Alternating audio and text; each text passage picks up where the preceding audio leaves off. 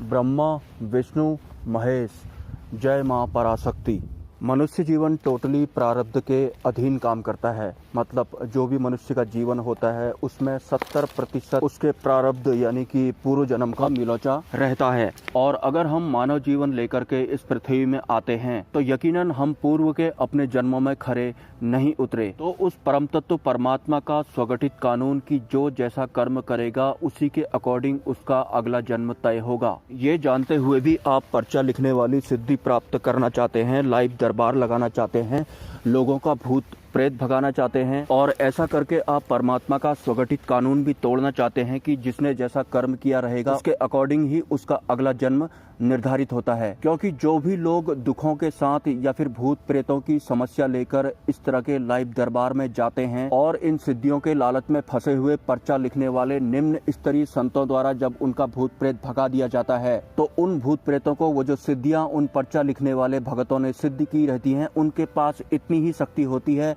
कि वो उन भूत प्रेतों को कुछ ही समय के लिए दूर कर सकते हैं और 3-4 महीने बाद सिचुएशन ज्यों की त्यों हो जाती है। क्योंकि जिन भी लोगों को भूत प्रेत की समस्या रहती है उन्होंने पूर्व के किसी जन्म में जरूर किसी निर्दोष इंसान के ऊपर तंत्र मंत्र किया रहता है, मतलब भूत प्रेत छोड़ा होता है। हालांकि हमें अपने पूर्व जन्म का भान नहीं होता क्योंकि कई लाख जन्मों के प्रारब्ध के साथ ही हम इस इंसानी जीवन में आए होते हैं। और इस जन्म में जब हमारी सिचुएशन बहुत ज्यादा दयनीय हो जाती है और हमें कोई रास्ता नहीं दिखता तो हम इन सिद्धियों के लालच में फंसे हुए पर्चा लिखने वाले निम्न स्तरीय संतों के दरबार में पहुंच जाते हैं। और वहां जाने के बाद इस तरह के जो प्रेत रोगी होते हैं वो 3-4 महीनों के लिए ठीक हो पाते हैं। उसके बाद उनकी सिचुएशन पहले से भी ज्यादा खराब हो जाती है। जिस तरह से भगवान या ईश्वर मंत्रों के अधीन काम करते हैं और मंत्र भक्त या साधक के अधीन काम करते हैं, ठीक उसी तरह से इंसानों का जीवन उसके प्रारब्ध के अधीन होता है। और 99.9% जो लोग मनुष्य रूप में इस दुनिया में आते हैं वो अपने साथ पूर्व जन्म के 70% बुरे कर्म और 30% अच्छे कर्म लेकर के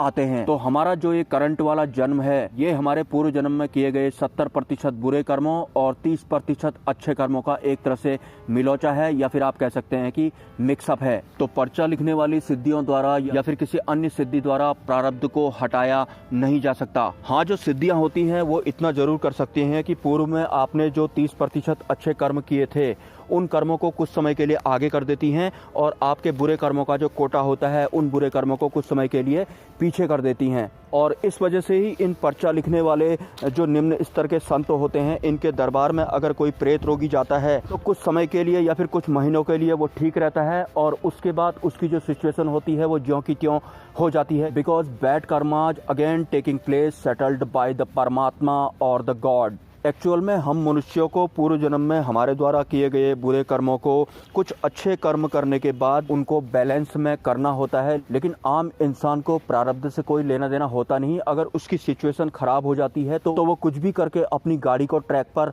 लाना चाहता है, भले ही उसे बुरे से बुरा कर्म ही क्यों ना करना पड़े। और जो इंसान सिद्धि प्राप्त करने के उद्देश्य से साधना के क्षेत्र में आए हैं तो उन्हें मैं साफ साफ बोल देना चाहता हूँ कि जो सूक्ष्म जगत की शक्तियाँ होती हैं उन्हें पहले ही पता होता है कि अगर इस इंसान को सिद्धि प्राप्त हो गई तो उसके बाद ये किस टाइप का हो जाएगा। तो ये भी पॉसिबिलिटीज रहती हैं कि अगर आप सिद्धि प्राप्त करने हेतु कोई साधना कर रहे हैं और सूक्ष्म जगत की शक्तियों द्वारा आपकी 3600 तरीके से परीक्षा ली जा रही है, भले ही आप उस परीक्षा में पास होते हों या फिर फेल होते हों, आपके इस किए कराए पर पानी फिर सकता है। सिद्धि ना प्राप्त होने का मुख्य कारण जो होता है वो होता है इंसान का प्रारब्ध, जिसमें कि उसने बहुत ज्यादा अगर बुरे कर्म किए हैं तो जब तक उसके बुरे कर्मों का कोटा लेवल में नहीं आएगा, इस कंडीशन में अगर कोई इंसान सिद्धियों के लिए प्राप्त करता है तो उसका जो भौतिक जीवन होता है वो बहुत ही ज्यादा बुरा हो जाता है। क्योंकि सिद्धियां इस काम में लग जाती हैं कि इस इंसान ने पूर्व जन्म में जितने भी ज्यादा बुरे कर्म करे थे उन सभी बुरे कर्मों का फल इसको एक साथ ही दे दिया जाए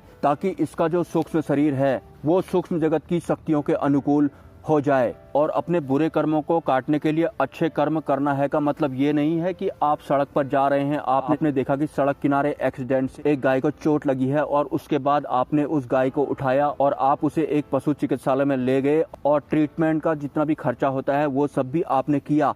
लेकिन उसके बावजूद आपने एक चीज और की, आपने ये पूरी जो घटना है उसका एक वीडियो बनाया और उसके बाद पोस्ट कर दिया, मुझे सड़क पर एक एक्सीडेंट हालत में गाय मिली जिसका कि मैंने भला कर दिया। ये पुण्य कर्म में काउंट नहीं होता। पुण्य कमाने का मतलब होता है कि आपने किसी का भला किया और किसी को पता भी नहीं लगा, सिर्फ उस परमात्मा को पता लगा। जैसे कि आजकल सोशल मीडिया पे बहुत सारे लोग जो भिखारी होते हैं उन्हें 100 का नोट, 500 का नोट, 2000 का या फिर 10,000 रुपये दे देते हैं और उसके बाद वीडियो पोस्ट कर देते हैं कि हमने इस गरीब को चादर दी या फिर इतने सारे पैसे दे दिए। कुछ इसी तरह का पुण्य बॉलीवुड अभिनेताओं द्वारा भी कमाया जाता है। एक हाथ से सड़क पर सो रहे लोगों को कुचल दिया जाता है और दूसरे हाथ से खरबों रुपए का दान किया जाता है। सूक्ष्म संसार में इस तरह का लेन देन या फिर इस तरह की विचारधारा बिल्कुल भी नहीं चलती, स्पेशली अगर आप सिद्धि मार्ग में जा रहे हैं। और वैसे भी जिन सिद्धियों को आप प्राप्त करना चाहते हैं वो सिद्धियां सूक्ष्म संसार में आपको तरह तरह के लालच देकर भ्रमित करती हैं, और अगर आप उन सिद्धियों के लालच में फंस जाते हैं